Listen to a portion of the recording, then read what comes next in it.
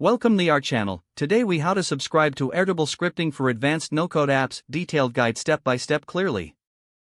Create an Airtable account if you don't have one. Log in to your Airtable account. Once logged in, navigate to the workspace where you want to use the scripting feature.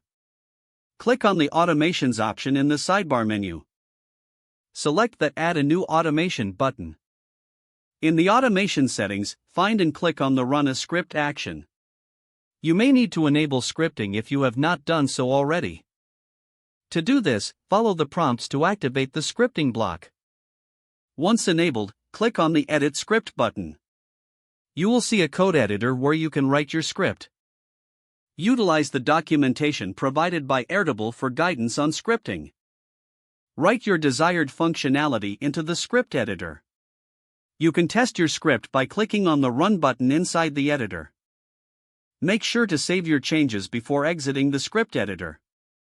Return to the automation and configure the triggers as necessary.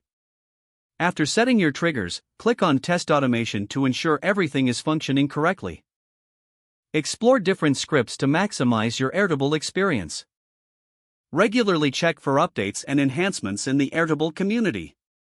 Experiment with various use cases to see what best fits your needs.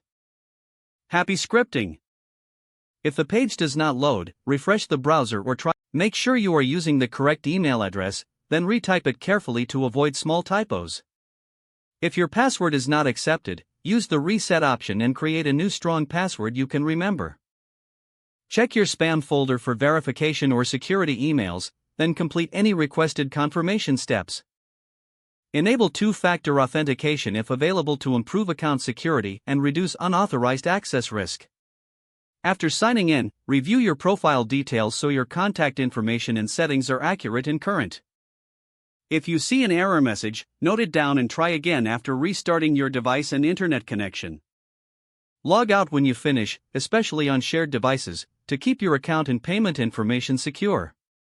Don't forget to like this video and subscribe to our channel for more step-by-step tech guides.